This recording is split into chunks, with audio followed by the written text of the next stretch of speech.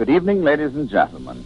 This is Fulton Lewis, Jr. speaking from the studios of radio station WOL in the nation's capital, Washington, D.C.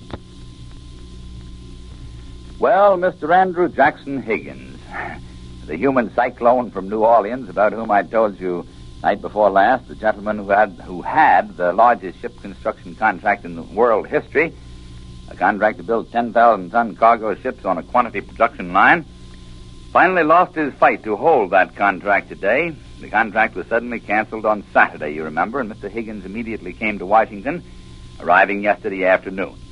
Since his arrival yesterday afternoon, he has, this human cyclone, held extended conferences with Admiral Emory S. Land, the chairman of the Maritime Commission, with the Maritime Commission itself, which was called into special session to hear him, and with technicians, with Vice President Wallace, and with the President's Secretary Marvin McIntyre, and with Navy officials. And in his spare time, he has held 2 lengthy press conferences, and he got a good night's sleep. But it was all to no avail. The Maritime Commission announced officially late this afternoon that the cancellation order cannot be rescinded. The steel that would be needed for these new shipyards, which Mr. Andrew Jackson Higgins was going to build, is needed more immediately and more urgently for actual war materials, and the cancellation order must stand. Tonight, the amazing Mr. Higgins is on his way to the Pacific Coast to confer with Mr. Henry J. Kaiser, equally amazing, the other quantity production shipbuilder, to confer with Mr. Kaiser on a joint program to convert the present shipbuilding program of the nation to airplane building instead. Those huge cargo planes, which would be out of reach of German submarines and could carry men and equipment far more rapidly than surface ships could ever dream of doing. Mr. Kaiser is coming here to Washington next week, but that wasn't soon enough for Mr. Andrew Jackson Higgins. Therefore, Mr. Higgins' sudden trip to California, all of which is just as well because, as it is now, when the 2 men arrive here in Washington next week, they'll have their plans just that much better in hand. Amazing people, both of them. And don't be misled into thinking that they are in any sense cranks or irresponsibles. They're quite the opposite. Very frankly, they're being awaited with a very friendly, very favorable attitude on the part of government officials here. You'd be amazed at how many high figures in positions of control are strongly behind them in this conversion proposal, if they can only show that it can be practically done. The chief question seems to be where the engines and the aluminum will come from to make this fleet of 5,000 cargo planes that they're talking about. As for the engines, I frankly don't know that answer. But for the aluminum, there are 2 possibilities. First, the metal magnesium, which is even lighter than aluminum and which Mr. Kaiser himself has been getting into production on the Pacific Coast. The other possibility is a very interesting development on which I stumbled this afternoon. I learned that the Budd Manufacturing Company in Philadelphia, the people who specialize in stainless steel and who have made the stainless steel railroad trains, streamliners, and such things, I learned that the Budd Company now has under construction a plant for the production of 2-motored cargo airplanes to be built of stainless steel instead of aluminum. These new planes will have a big door under the belly that's hinged, and it opens down to form a ramp up which the tanks and motorized units can go into the cargo space of the plane. The planes are of conventional design. They have a tricycle landing gear, not particularly fast in speed, but that's not necessary. Carrying capacity is the all-important thing, and that they have. There's one tremendously important point about these stainless steel planes, and that is they do not have to be constructed by the riveting method, which is used on aluminum planes. That riveting, as I think I may have told you before, is the great time thief in present airplane construction. Every individual rivet has to be, the hole has to be drilled by hand. Each individual rivet has to be put in by hand and riveted by hand. And when you consider that a flying fortress has more than 300,000 rivets in it, you can get some idea of the time requirement. On these stainless steel planes, you can use so-called spot welding instead, which is done in split seconds. It's much stronger than riveting. It means that the metal sheeting can be much thinner than aluminum would have to be, so the final weight of the steel plane is not so much more than the weight of the aluminum plane, and the saving in labor time would amount to tens of thousands of hours. And that may be the stunt that Mr. Kaiser and Mr. Higgins have in mind. Incidentally, the steel that Budd is using for making these planes is an ordinary grade of steel. It would not put any additional load on the already tight supply of nickel for alloy purposes. You understand, of course, that the program is to stop building surface vessels and build these airplanes instead of those surface vessels. And if these planes are to be built of stainless steel construction, the steel would be available from the ships that will not be built. Incidentally, there are strong indications here that this cancellation of the Higgins shipbuilding contract is to save steel, that was the excuse given, is tied in directly with the opening of a second front on the European continent in the very early future. The idea is that we need every possible ounce of steel now to produce materials now for immediate developments. The general opinion here is that the second front may not be open for several weeks more, perhaps not for a month or 6 weeks more. After all, Russia has not cracked, although it is recognized and admitted that the Russian armies are very hard-pressed. The longer we can wait, however, and the more material we can pile up, the better chance we have of being successful with the second front attack. The Russians are making increased appeals for us to hurry. The Russian ambassador here, Maxim Litvinov, conferred with the president today, and the presumption is that he urged the president to make this counterattack on Germany's back door at the very earliest possible moment. It may be that he gave the president some information about Russia's ability to continue resistance that may hurry up the attack across the channel. Now about Congress.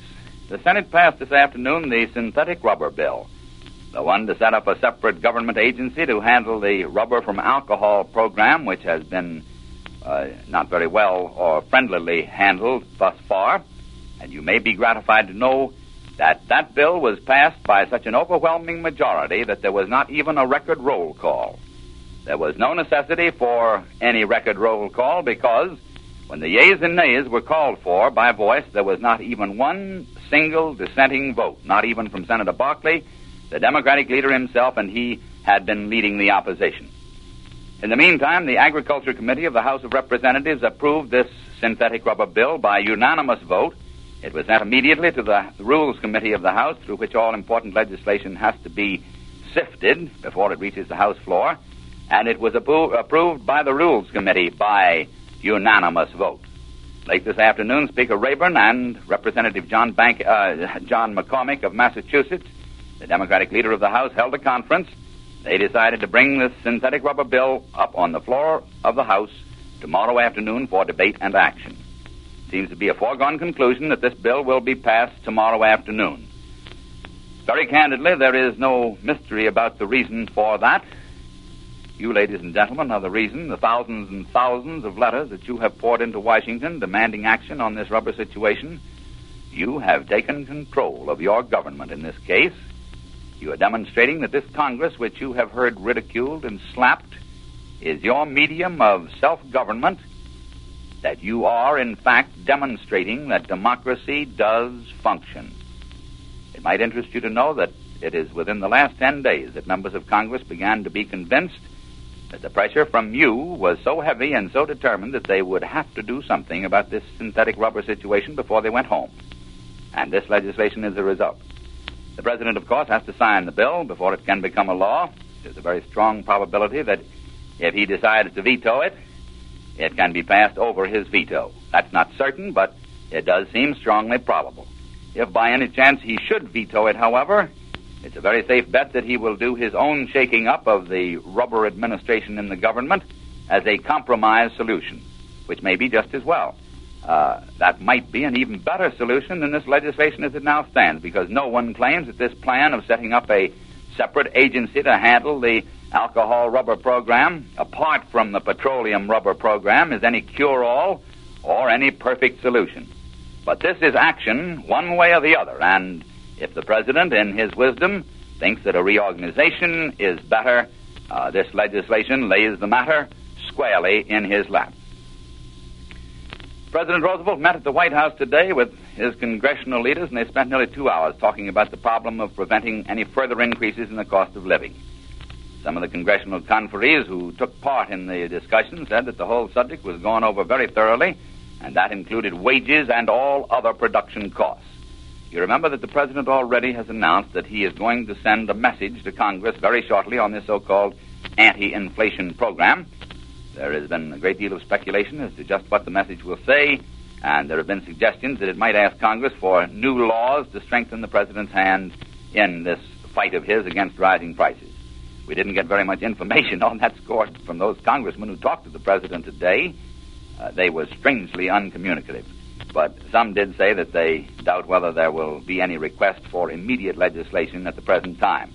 Some of them felt that the president may go along with this program for the time being with the powers he already has to save any new laws to be passed at leisure later on.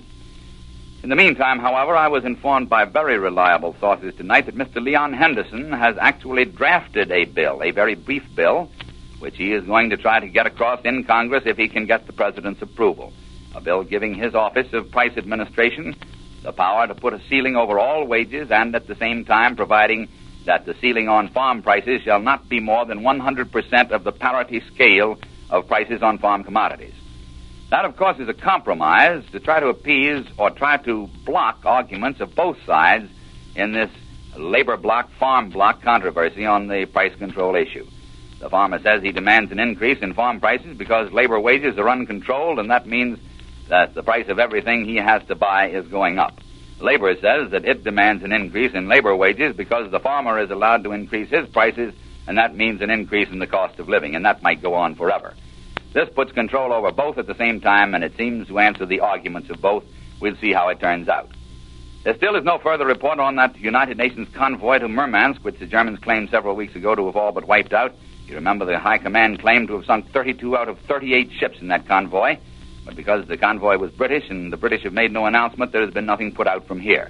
When the news is made public, I'm willing to predict, however, that the real loss of the United Nations ships in that engagement will be less than half the number claimed by the Germans. Considerably less than half.